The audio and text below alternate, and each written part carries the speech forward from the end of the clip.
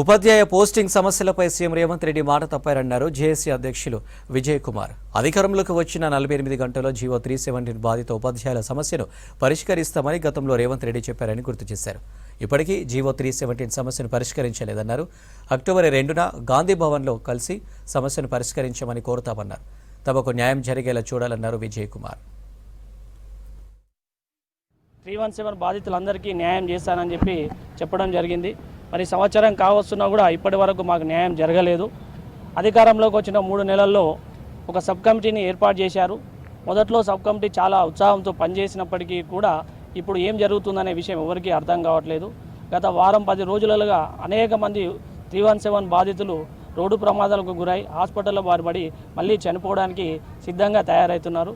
కాబట్టి ఏ ఒక్క 317 ఉద్యోగ ఉపాధ్యాయుడు కూడా మళ్ళీ మరణించవద్దు అన్నటువంటి ఒక ఉద్దేశంతో అక్టోబర్ 2వ తారీఖు నాడు గాంధీ భవన్ చలో గాంధీ భవన్ కార్యక్రమానికి పిలిపించాము. కాబట్టి అందరూ కూడా ఉద్యోగ ఉపాధ్యాయులందరూ కూడా ఈ గాంధీ భవన్ చలో గాంధీ భవన్ కార్యక్రమానికి అధిక సంఖ్యలో విచ్చేయాలని ఇక్కడ నుంచి మేము పిలిపిస్తున్నాం. ప్రభుత్వం ఏర్పాటు చేసిన గ్రీవియన్స్లో అప్లికేషన్స్ చేసుకున్నప్పటికీ కూడా అందులో ట్రిప్లికేట్స్ తీసేస్తే 16,000 అప్లికేషన్స్ ఉన్నాయండి. ఈ 16,000 మందిలో ఒక 6,000 మంది డమ్మీ క్యాండిడేట్స్ ఉన్నారు. కేవలం 10,000 మంది మాత్రమే నిజమైనటువంటి బాధితులు ఉన్నారు. మరి వాళ్ళందరికీ కూడా ప్రభుత్వం ఎలాంటి ఆర్థిక భారం లేకుండా ఒక్క కలం పోటుతో అందరికీ న్యాయం చేయవచ్చు. మరి ప్రభుత్వం వెంటనే దీనిపైన సరైన నిర్ణయం తీసుకోవాలని ఈ వేదిక ద్వారా ముఖ్యమంత్రి గారిని వేడుకుంటున్నాం. అదేవిధంగా మేమందరం ఉద్యోగ ఉపాధ్యాయులందరూ కూడా ఏం నిర్ణయించుకున్నామంటే ఆ ప్రజాప్రభుత్వం ఏర్పడాలి అనేటువంటి ఉద్దేశంతో ఎంతగానో కృషి చేసి ఆ నిరంకుశమైన ప్రభుత్వం పోయి ఈ ప్రజాప్రభుత్వం వచ్చే విధంగా కృషి చేసినాము. వాళ్ళది ప్రభుత్వానికి కూడా తెలుసు మా యొక్క పాత్ర ఎంత ఉందనేది.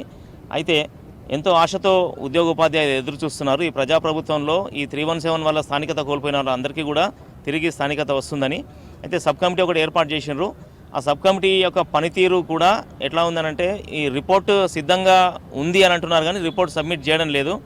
ఒకటి ఏంటంటే ఐఏఎస్ ఆఫీసర్లతో మీటింగ్ పెట్టుకున్న తర్వాతనే ఈ సబ్ కమిటీ మంత్రుల యొక్క ధోరణి మారిపోయింది.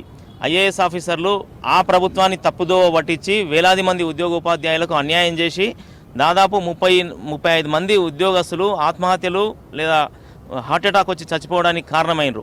అదే అధికారులు వాళ్ళ యొక్క అనుకూలమైనటువంటి సలహాలని గవర్నమెంట్కి ఇస్తే గవర్నమెంట్ వాటిని పట్టించుకోకూడదు.